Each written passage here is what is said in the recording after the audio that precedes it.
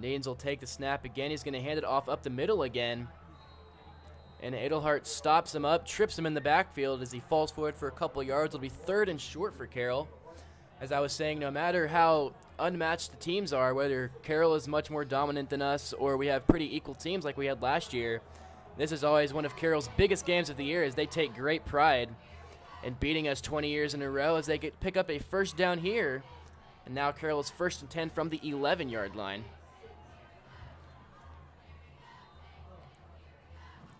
And on the Capon side of things, all 4 years I've been here, everyone's talked about this is the year that we end the streak. And it's just this thing looming over us every single Carroll game day. Biggest game of the year as we're at Carroll this year. And we have a full student section.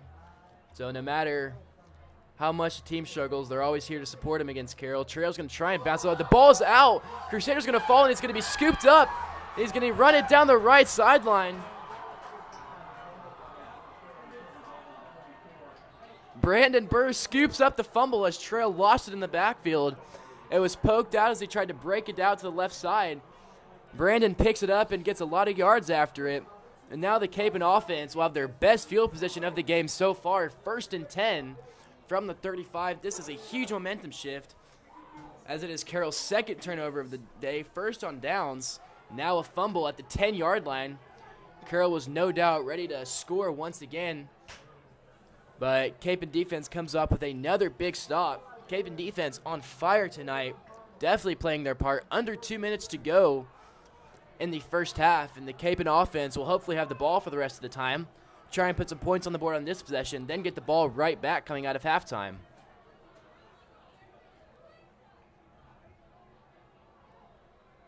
And try to make the tackle on the running back. Quarterback keeps it, and he's got plenty of room to run. However, if you stay home, you wait for it to happen, you're probably not making the tackle on the running back anyway if you pursue him. This time you stay home, you keep the quarterback in check. This time Doolittle did. Got it from a loss of 3.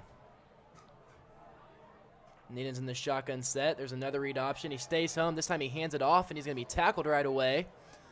Picks up a couple yards. It'll be 3rd and long. I'm quite knowledgeable about the read option. When I create a player on Madden, I'm always a quarterback, so I always have to practice that. Not too great at the read option, but I've gotten better over the years.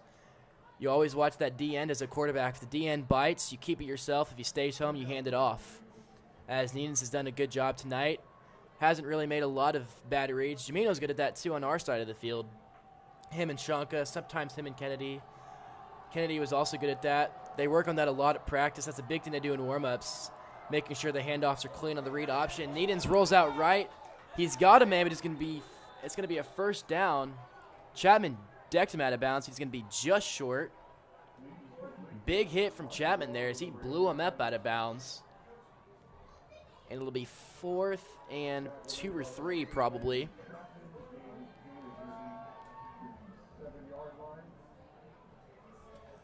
Interesting play here for the Eagles.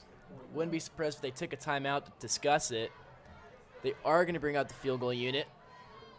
I think that's the right move if you're Carroll. You need to put points on the board. If you have confidence in your defense, not to give up another touchdown, you make it a 2-possession game and you feel confident going into the 4th quarter here. 1:41 left to go in the 3rd. The kick is up, and the kick is just good. Kind of an ugly kick, but it goes through the uprights, and Bishop Carroll takes a 16-6 lead. 1:37 left to go in the 3rd quarter. And a play filled with a bunch of run plays and a big pass play down the right sideline. Carroll drives the ball down the field, no problem whatsoever, and puts another touchdown up on the board. Kennedy's going to take it. He's going to bring it out from the 5. He's going to try and make some moves up the middle, but he's going to be brought down. And they're going to mark him near the 25-yard line. So Capon offense needing to keep that momentum they just had last possession. They need to continue it into this drive. They have 1st and 10 from their own 24 as well. They'll start it off. 3:36 left to go.